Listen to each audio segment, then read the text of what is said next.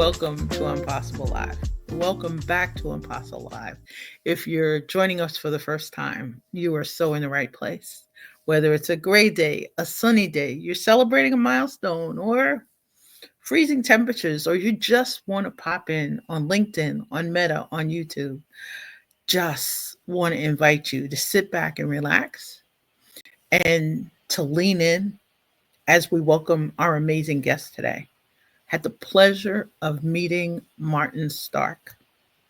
Thanks to Roy Kowarski of Out There Branding.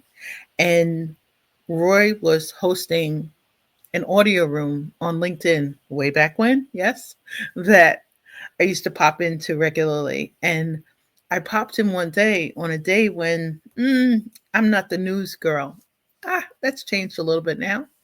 But when the SCOTUS, shall we say, SCOTUS, had shared some news during Pride Month that just didn't sit and align right. I wasn't in the best frame of mind, and I wasn't planning on raising my hand to join anybody on stage.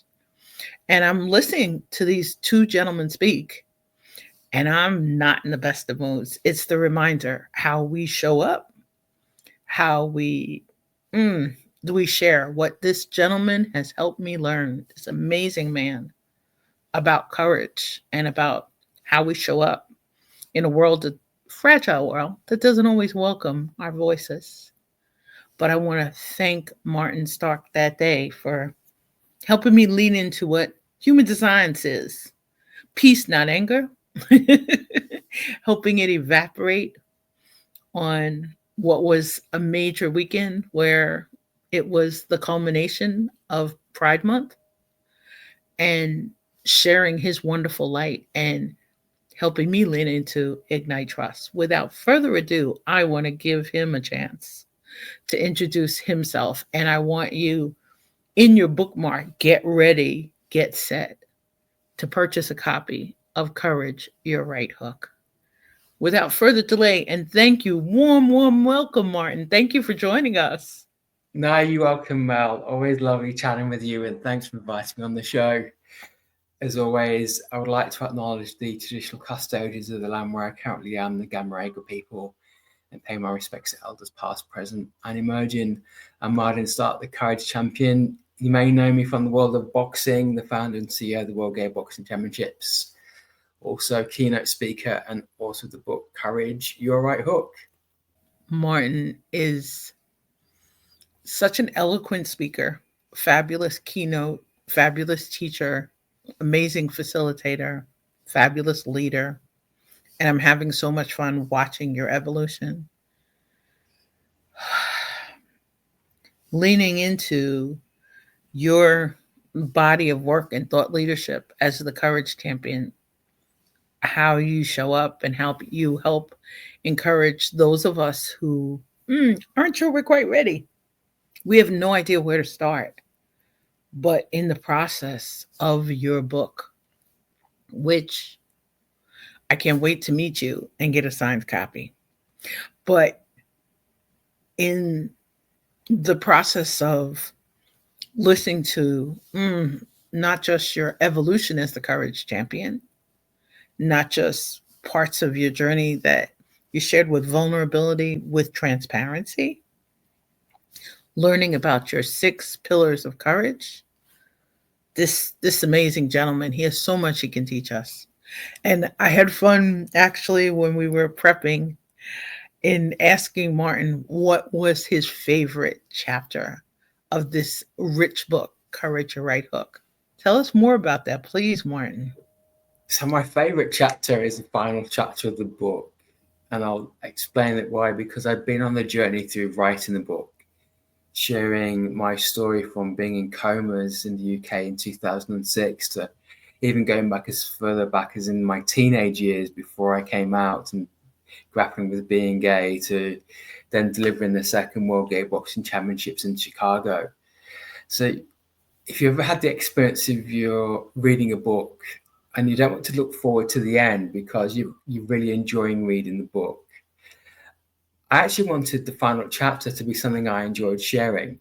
So I'd done a lot of time researching and writing. So the final chapter was really a chapter just for me and sharing a final story. And it was a great year of 2024, from going to Chicago, being in Ghana, spending time at a national park with my husband's family, and then throwing the ceremony, opening pictures of the Chicago Cubs. It was like a really great journey. So I enjoyed writing chapter 12 the most because it was been a fun experience, and I wanted the book to finish on a high. So it's always best to finish on something when you're happy. And I love that because I'm really, I have a couple of favorite chapters. I not only love your story and the celebration in your chapter about being the courage champion, but I love the space and the grace with which you started your amazing book. In your introduction, you invited us to explore courage at our own pace. And you have an amazing framework around pace, around the magic. Your book just really, I am so ready for the book club. I'm, I'm just ready for the book club. I'm also ready for the signed copy, but I'm really ready for your book club. Our sign copy, definitely when we catch up, it's going to be a big Definitely. sign I copy can't for wait. them. I can't wait.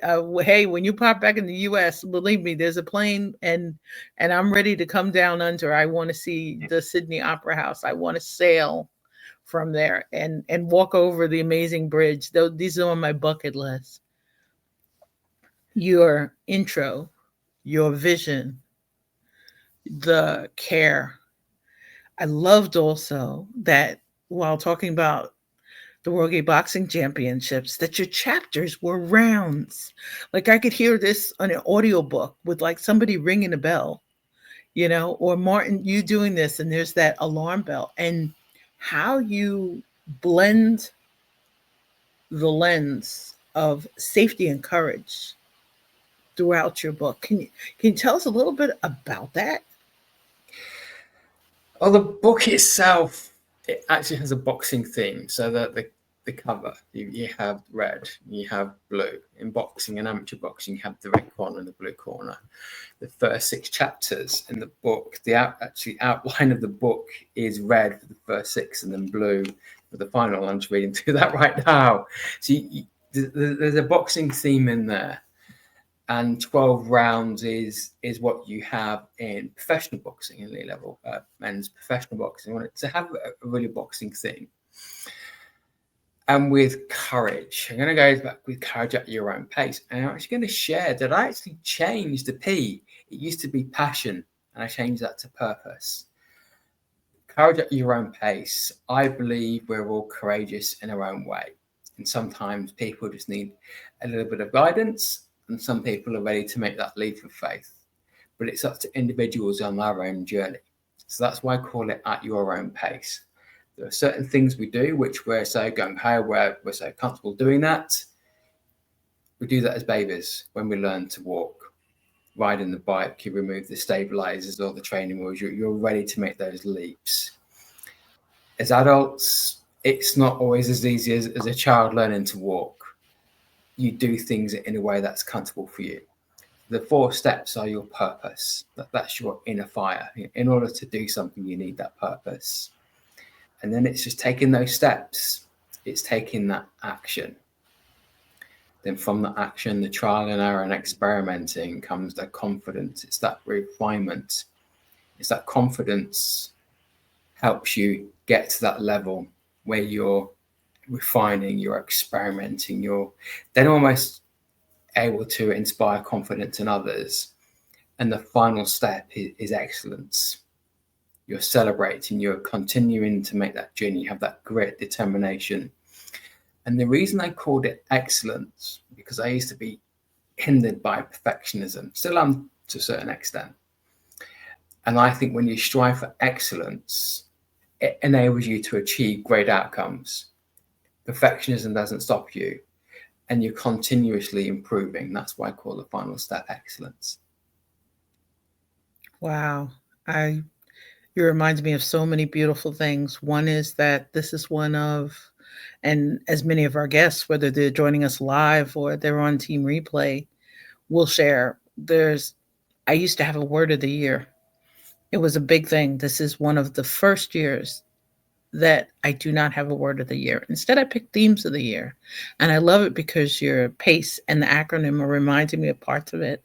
One of the themes is rhythm, it's around the energies, ways to help preserve healthy boundaries, make sure I'm approaching stuff and really from a discernment perspective as a theme, but the energies as a theme and clarity and really around simplify. And I think what I loved, besides just being a teacher's kid who loves really clear frameworks, and I love it because in the beginning, your invitation to explore courage at our own pace was, ooh, this can feel like a puzzle or like a bag of puzzle pieces, and we're not really sure in which way we want to organize them. Or like you're saying, the perfectionism. Is this the right piece? Is this the right piece to share at this time and how to share it? But what I love is you mentioned, and I can't even say the word, under vision, is about the crucial role in how fear and courage are experienced and managed. It was an effect, and I love it as a teacher's kid because I've got my list of Martin words I need to go look up and check out in the thesaurus. But you mentioned prop, I'm going to mess it up, propinquity effect. Propinquity. Thank you so It's, much. Tell us about that, please. So, it's you one of know, my it's one of my favorite words. I actually got that word from watching Miss Marple as a kid. Miss Marple was a detective series written by Agatha Christie. I remember watching this. So Miss Marple is probably second most famous character by Agatha Christie after Hercule Poirot. And propinquity effect is that closeness, that proximity to. So how often are you close to courage? You see somebody on the street who you know, and you see them, oh, that person's really achieved. They've just got that courage. There's something within them, the way they're a bit of a role model.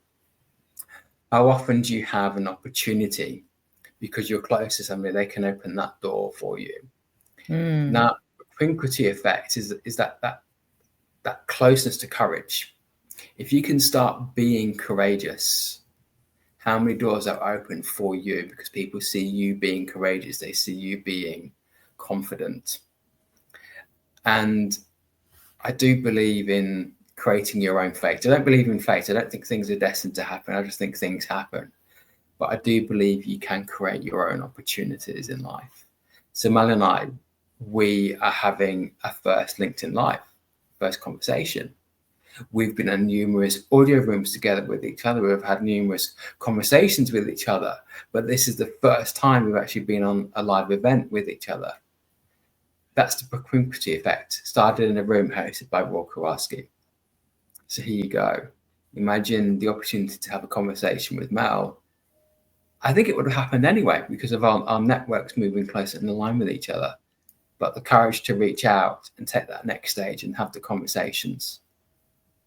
I think people wait for opportunities in life, or it will happen when, or when this happens, and they set preconditions on things. And that's not always the right way to do things. see, I love that you mentioned about fate because I'm a believer in divine timing. And from music being my dad's love language, I learned through that ability to what one of my collaborators said. Oh, I laugh because Elijah said, Mel, you type smiles across the miles. It sounds so corny. He says, but Mel, when I hear you say it, I know you mean smiles across the Yeah. miles. I love what you're saying about Roy because I had been spending years in audio communities with Roy. And Roy was the first person on Clubhouse to say, send a message on LinkedIn. Welcome. Thanks for joining us today. Feel free to unmute your mic and share your voice. And what Roy didn't realize was at that point, you'll say the right hook was kind of missing. I didn't really know where I wanted to share that voice. I wasn't sure that uh, the safety and the trust aligns, but I really had a large and tremendous trust in Roy and the really safe spaces, safe kind of what I call sacred spaces, and especially at that time, I was just starting to lean into Ignite Trust. If I hadn't met the two of you quite on that day, as I was just starting to really define the trust vision or the mission, I don't think I know it was more than fate. I really felt like meeting the two of you that day was like destiny. It was Friday during the summer. I could have been anywhere. We could have been doing anything, any place else. And what was interesting is there were no recordings. So the cool part about joining Martin live today, and for those of you who are joining us live, this is our first recorded session. We're going to have more with Martin because I could talk to him forever, truly. And he's got that wealth of a beautiful knowledge. But thank you so much for giving us a sense of that effect, because I was like, that lens that you have, and I really struggled with it personally for a while, finding safe environments in which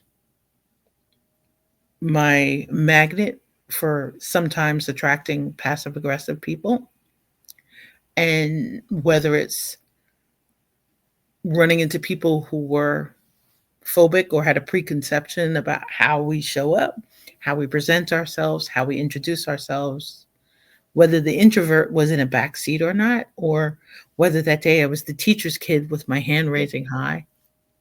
People are looking sometimes for different ways for us to show up. One of the things that I loved that day, especially, and in every interaction with you, is that you're creating space for us to just be fully present. And in the positive intelligence community, from an energy perspective, from a sustainable energy perspective, I really was searching for that. And positive intelligence coaches, I want to encourage you.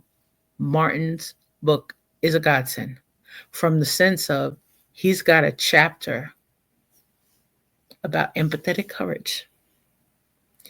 And from the perspective of those of us hoping for a lighter, brighter, less fragile world where we could really show up, he's got an amazing chapter on moral courage.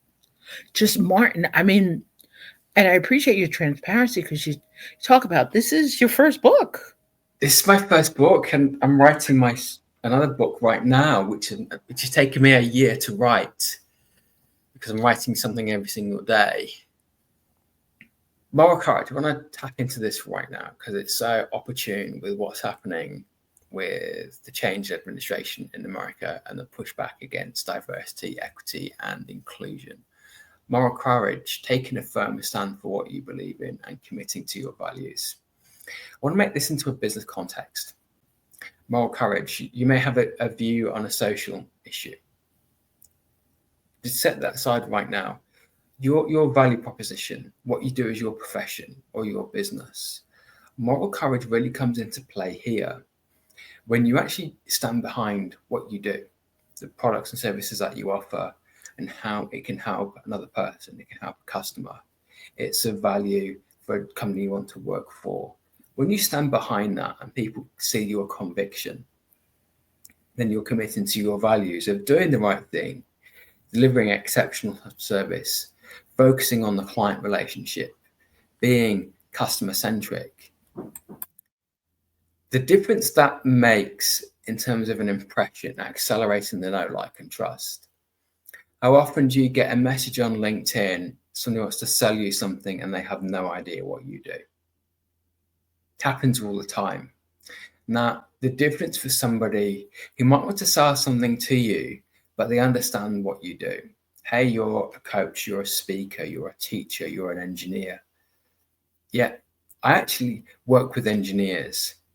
I see you've been doing this. Would you be open to having a conversation with me? This is a resource that might be able to help you. And you've been engaging with period over a period of time. The difference for me is moral courage, because you're taking a stand for what you believe in, but committing to your values and the common values of respect, courtesy, dignity, relationship building. That's where all of these things come into play. And if you want to go to more around the social issues, I've been leading change in global sport, particularly boxing and combat sport, taking a stand against homophobia. Not every organisation likes what I do. I've had a lot of pushback, but I've had lots of many great relationships and opportunities. So moral courage can also be your differentiator. In the world of sameness, and particularly right now, I'm coming back to the pushback against diversity, equity, and inclusion. Are you comfortable for people to experience racism? Are you comfortable for people to be bullied? Are you comfortable that people experience homophobia, bullying online? Of course not. So why does a change in pushing back against DEI change your moral courage, change how you will treat others? Does removing DEI give people carte blanche to be bullies, to be disrespectful, to hurt another person? Of course it doesn't. The change in DEI doesn't mean that we change who we are and how we operate our businesses, our professions, and being human beings. Ooh, beyond mic drops. The part that's really catching me, and I appreciate this, we're recording this the week of Martin Luther King Day. And one of the things from your perspective and our conversations about moral compass is my brother and I have a letter my dad wrote me, and he wrote it to us 3 weeks after Martin Luther King's assassination. And we had no idea as kids of the timing of this. Yeah.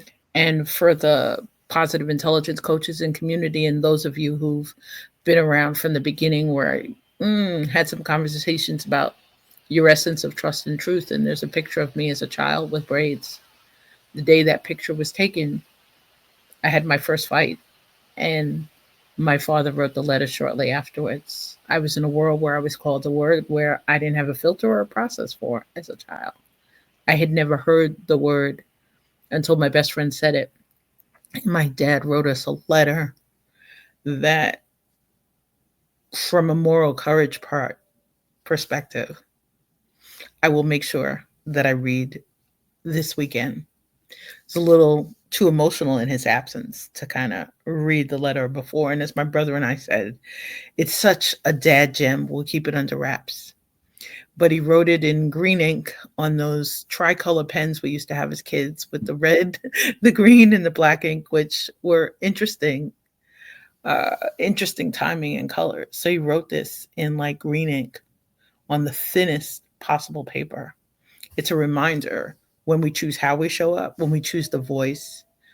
And I appreciate, in the complex season of gratitude, grief, and growth following his absence, that the and honoring, celebrating his life and his legacy, that the compass, his moral compass, I finally understand this now as his child, without understanding the framework with which he operated his entire life, and the courage it took him to write this letter encouraging his kids not to fight. And I took that charge, as you would say, to heart. What I love is what you're saying is, in how we manage fear and courage. He and I had a discussion about this, that I believe I'll always play back from the context of that photo. And you're going to laugh because I actually even put that photo in one of our I'mPossible live graphics. But I think what you're saying about, from the courage perspective, to how we show up, there's a gem in your book about our unique moral compass, what guides us, how we navigate our fragile world, how we navigate changes, how we navigate whether we show up. And on LinkedIn, they always say, don't discuss religion and politics. And I happened to see a post in the community that Roy and I are a member of that was very political in nature, but it brought out my moral courage. It brought out my, you would say steadfast courage. It brought out Steadfast. my empathetic courage. These are all different chapters in Martin's amazing book. And all I can tell you is I'm ready for the book club, y'all, because we need somebody to take us through this with care. And your book has beautiful exercises, beautiful scenarios, and beautiful in the sense that your PACE framework gives us the opportunity to explore it individually, to explore it privately, to explore it in a group, to explore it as leaders, to explore it with our team. And just, Martin, woo, the timing of your book. No, and I know you said it before. You don't believe in fate. I believe in divine timing, and I think you got it without you even having any idea. We have different views on something. I don't believe in fate. You believe in divine timing. And we're having a conversation. And we are respecting each other's point of view and learning from each other. And I think we need more of that. I just think we need more of just being able to listen and to respect the other person's point of view. That this doesn't mean some kind of free speech, having to go at somebody's identity, who they are, treating them with absolute utter contempt. That's not what I mean. And we all know there's a very fine line. We might have a different way of doing something. We might have a different solution or idea to a problem. And somebody else may have a complete opposite idea. But through a conversation, we start to refine. The book had 4 drafts. It's a very iterative process. It's very different, the first draft from the final draft, the second draft to the third draft. I had some feedback from my great editor, Christine Matheson Green, who guided me through the whole process. It was about refining and refining in different exchange of ideas. That's how innovation happens, through people discussing. If you work in technology teams, there are daily stand-ups, there are huddles, people, what's happening, where's this at, where can I help you with, or do they have a problem here, does anybody have a suggestion? That's all a different exchange of ideas, and I really hope we don't lose that with the adoption of AI. I would hate to see AI replacing those human conversations, that idea generation. And as a leader, there are really 5 ways you can model courage. It's what I call making courage a habit. And the first is to start from a place of courage. So much easier. Second is leaning into fear. Why are you feeling that way? Why are you feeling that way? Using that information. And the third one is committing to your values. I did that twice because there's moral courage, committing to your values, because it's so crucial. And the fourth is making courage the norm, accepting people where they are at and the mistakes that they make. And the fifth is, just being consistent and getting on with it. Just stop talking and doing something. The risk of talking and talking means that's all it is just talk. And you can be so fearful of doing something, you talk yourself out of it. Or why don't you talk yourself into it and start doing it? I absolutely love that. And I know we're recording, and this is, as you would say, real life. So you'll hear water trickling in the background. You'll hear the sounds, as Martin says, of how we show up. These are the realities. But those fives, oh, Martin, that was a mic drop again. I'm looking forward to. I'm sitting here, and I always sit with a pen in my hand, and you'll laugh from reading Martin's book. I have so many notes, and I teased Martin. I said, Martin, we're not going through my notes, because if we go through them all today, this will become a series of VIP days. So, but I think also the thing too, In one of your exercises, you help us explore through that lens of the moral compass or our moral courage of how to respond when those of us who were bullied as children, and I'm one, that those of us who didn't have a way as children to fight back against the bullies, one of your exercises or scenarios that I thought was so enlightening, and you'll laugh because I have dug out post-it flags Oh, to to to put in my notes. So Martin will laugh, because I showed Martin my notes, and Martin will laugh. I've got post-its on my oh my notes. God, I'm just seeing it. I'm like this book, there's all of this writing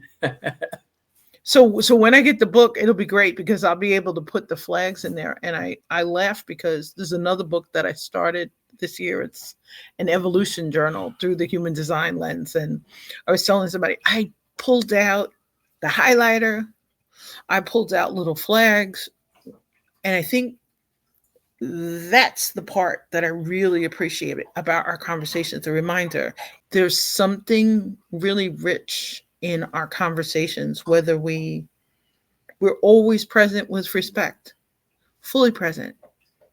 Today I was saying to Martin, and I'm so appreciative of our opportunity to pre-record. For those of you who are used to the high, high, high, I can't wait till Martin and I are in the same space, watching and connecting with you live. And you have the opportunity to be team live and team replay and tell us what you're thinking, what this is bringing up for you. One of the things that I found was so challenging this week, besides speaking to people about how they're watching the news or how they're consuming it, I really minimize and change my notifications. And I changed my notifications in the sense of really guarding that moral compass part. There's stuff that affects it that just can kind of suck the air out of a room, for lack of a better word, or cause us to want to take a step back. And from a positive intelligence perspective, from starting to explore the vulnerability, it's a beautiful theme throughout your book. Your vulnerability, your transparency, and the gentle way you're sharing stories with kindness and amazing rich quotes from Muhammad Ali, uh, amazing quotes about Stonewall, about characters, about people that maybe are larger than life. Nelson Mandela, your Nelson Mandela section just reminds me of being a young adult, and one of our friends who's a guardian angel said, Mel, we need to go see Nelson Mandela. He's going to be on 125th Street. He's going to be in a motorcade. There's going to be thousands of people. We have to get there early. We have to go after work. And we went to a neighborhood that at that time wasn't always safe. And you could feel the air of safety. You could feel the air of excitement. I never had an opportunity to, other than through my dad's lens, to enjoy Martin Luther King stories. But your chapter reminded me of being with Kay, and I still have my button that we bought that day when Nelson Mandela was in a motorcade and waved at us. And you couldn't tell us that we weren't seen. You couldn't tell us that he didn't feel us. You couldn't tell us that he didn't hear us. And that is the part of courage, your right hook. If there was a gift we could give to people to brighten, lighten their steps or the lens through which they approach the challenging conversations, the roadblocks, the hurdles, Martin has it all in that amazing book. so in the what I did in every single chapter, apart from chapter 12, is I have an example from history, an example of somebody who has demonstrated that pillar of courage or that particular step. I try to take the angle. I'm going to talk about Muhammad Ali here because I was quite critical of a UK television host. He was a guy called Michael Parkinson, a very, very famous chat show host. And have a lot of respect and admiration for Michael Parkinson and what he achieved. But I watched a few years ago Michael Parkinson being interviewed, and he talks about a conversation with Muhammad Ali and how he didn't always like him, first of all. So I wanted to just go back at times when he interviewed Muhammad Ali. So I went back 50 years ago, and there was a time in the audience. It was very, why do you talk about racism? Why do you talk about all of those things? And that's the issue I have is from a person who's not experiencing the discrimination. Why do you always constantly go on about this? And there was a member of the audience who was basically saying that, this is the 1970s. There are black members of the England boxing team as well as white members of the England boxing team. Surely everything's okay because we have black members of the England boxing team. So we're going back 50 years, the 1970s, high levels of racism, and we're still talking about these issues today. And there has been some progress, don't get me wrong, but we're still having to talk about issues, and there's still a level of discomfort about talking about racism. And that discomfort has led to the removal of protections, the removal of programs to address racism, to address homophobia and other forms of discrimination. And that's why I consistently talk about moral courage. So 50 years ago, there was discomfort about talking about something, about Muhammad Ali talking about something. And I imagine 50 years later, we're still having the same discomfort. And the impact of that is initiatives to address and remove issues such as racism, homophobia. Are those the things that's being removed, not the actual discrimination? And I think that's why I will always continue speaking up and speaking out and being a light to others and leading change within boxing. I'm on my soapbox now. I always do this, going on my You're soapbox. so not on a soapbox. And one of my guests, her handle was sacred soapbox. So Yeah, so believe me, it's really an element sometimes too of impossible lives. So I appreciate not only your courage but the inspiration to go there, because we're in a world sometimes where the shh and the reminder in your book about us showing up to take a more active yeah, role in becoming transformative forces for good. I never realized that Ignite Trust would light me up so much. I think one of the gifts is conversations with my mom, who's about to celebrate a birthday. And mom said, "Your dad loved listening to you talk about trust." And we finally, in one conversation, I said, "Why is that?" She says, "He would always speak about his little girl and how her trust was broken, yeah, and how in the conversations about trust, he could see that she was trying to fill the wellspring of trust." And I think, as you would say, he in his own way was my internal activist for human rights. I'm on the board of Fearless, Hudson Valley, human trafficking, teen dating violence, intimate partner violence, an agency that supports a lot of the intersections. And Pop would come to the gala, and I would love that picture of my parents and I at that gala, because you could see he was able to breathe freely in that environment, and that it wasn't always like that for him. So I really appreciate not just the courage and transparency with which you share your journey, but I think also from a healing perspective, because it takes us all a lot of times, plenty of trauma out there, plenty of drama, that's, you know.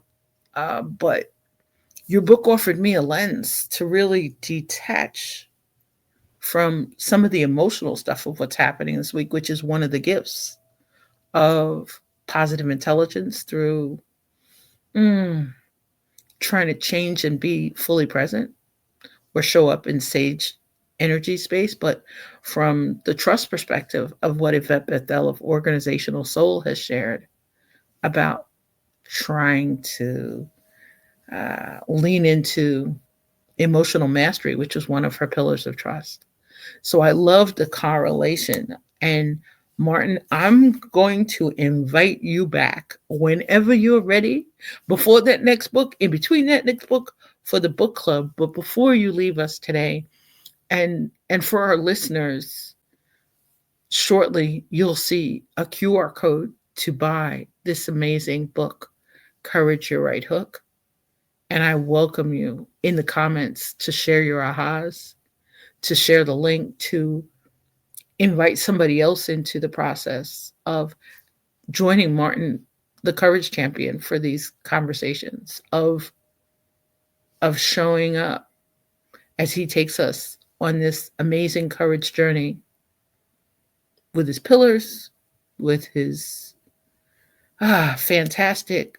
What do you have coming up, Martin, that you want to share What about? I have coming up. So this book is a key plank of a new consultancy service, consultancy practice I'm moving into, which is a courage-based leadership and high-performance team program. So I build from the book into how, as a leader, a business leader, a corporate leader, somebody wanting to aspire to move, to develop their leadership skills into courage, into taking people of a journey. And it basically has 5 elements and 5 workbooks. There's a courage survey. There's actually a deeper exercise and program of working through the 6 pillars, and then building their own purpose statement and their courage plan and their own steps of pace, then into how you can be a better communicator through storytelling. So it's a business driven storytelling, and then a courage blueprint where I take you through the 5 steps of the courageous habits and how to be a better leader to drive and develop high performance teams. So that's my next thing. If anyone wants to work with me, please reach out. You'll also see under Martin's name that's displayed on the screen that will take you to a rich website full of amazing resources and opportunities to book this amazing keynote speaker to come into your organization. One of the things I love about how we're approaching working with teams and leadership from such totally different directions. And I love that in your profound offerings, the reminder to really just show up and be fully present, because that sometimes seems to be what's missing. We're in a world where there's, as one of my collaborators likes to share, so many competing priorities, so many distractions, so many different roles. And I love that you're exploring and helping us explore how we take a personal deep dive, how we could take a deep dive with our teams, with organizations, with other groups that we're a member of. And I think also for your leadership program, when you have a chance later, as you get there, share with us a way to get on your waiting list. Share with us maybe some upcoming dates too, because we're going to have a summer retreat and I'm going to invite you in somehow so we can hang out and rock the world for teams and organizations. But let us know what else is coming up for you, Martin, that you'd like us to share That's with the listeners. that's the crew. I've been working on this for several months now. So there are 5 workbooks. I need to start writing the 5th one in the next few days. So that's my key thing at the moment is the leadership program. I'll share what it's called. It's called the Courage Accelerator. See, I love that because as you're saying, you're the courage champion. Yeah. I think from a leadership perspective, maybe Mel's perspective, but I'm sure our listeners would agree. You're also a courage catalyst. You're a reminder for us to hold spaces for each other, to show up in safety, to share our own voices, our opinions. That conversation we had the day that I had an opportunity to share my first stage with you, Yeah. man, I just want to say thank you. not only for the honor of you sharing your talents, your beautiful voice, your incredible vibes with us, but you really helped me lean into Smiles Across the Miles and Ignite Trust. And I want to thank you because in the beginning, it may not always feel like a comfortable pair of shoes we're trying on, and we're not sure who to invite into the conversations or the discussions or sometimes how to start them. Now I've got a book coming out, Brave Conversations About the Undiscussables. It will take longer than Martin's workbooks because cool projects are here, and we're grateful for that. But Courage Your Right Hook and Martin Stark, and buying this book for somebody you care about or you want to have a conversation about. Courage is an accelerator, Martin is a catalyst, Martin is a champion yourself, exploring pillars of courage. But we can't thank you enough for joining us today. And I am laughing because Martin is a performance and an endurance athlete. So I'm gonna I'm gonna toast him today with a drink the It's Olympic been athlete. cool. Well, thank you so much. It's been lovely chatting with you as always, and a big thank you to everybody watching, inviting me just to share my story and the book and everything else. And honestly, you can achieve many things in life with courage. It just makes that whole process a lot easier.